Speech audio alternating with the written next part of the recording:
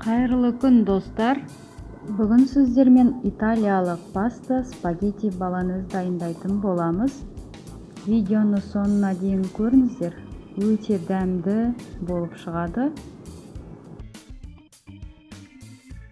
Ол үшін ең алдымен жуанымызды ұсақтап турап аламыз. Италия елінде көп пасталар жасайды. Маған осы ішінен баланез пастасы ұнайды.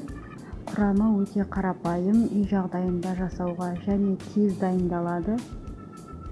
Достар, сіздер де жасап көріңіздер, өте дәмді болып шығады.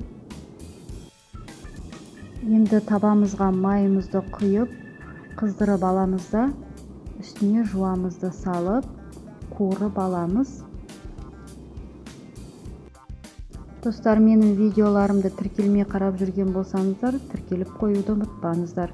Келесі видеомды жіберіп алмас үшін. Қызарып қуырылған жуанның үстіне фаршты да салып, жақсылап қуырып аламыз.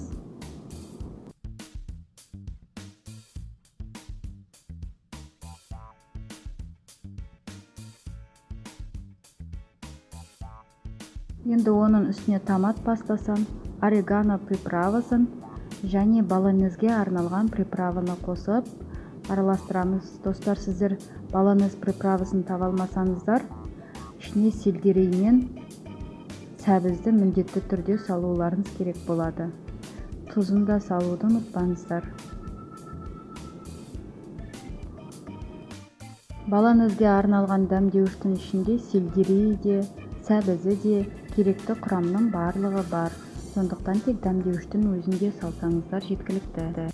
Қызанағымызды да майдалап турап, қуырылып жатырған фарштың үстіне саламыз. Томат пастасын салғандықтан бұл қызанақты салу міндетті емес. Мен өзіме дәмі ұнайтын болғандықтан оны да турап саламын. Сіздер салмасаңыздар да дәмі өзгермейді, өте дәмді болып шығады.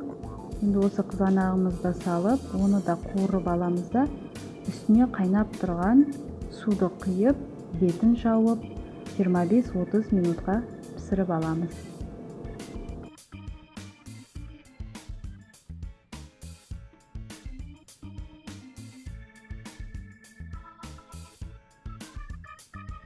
Ендігі кезекте спагеттиін дайындаймыз.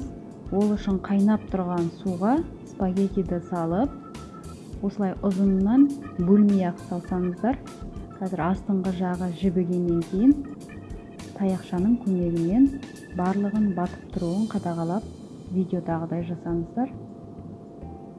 Және де достар, суымызға тұзды қосуды ұмытып кетпеңіздер. Енді осы спагеттиімізді 10 минуттың шамасында пісіріп алыңыздар.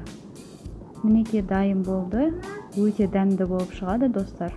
Менің каналыма тіркелуді ұмытпаңыздар. Ас болсын баршаңызға.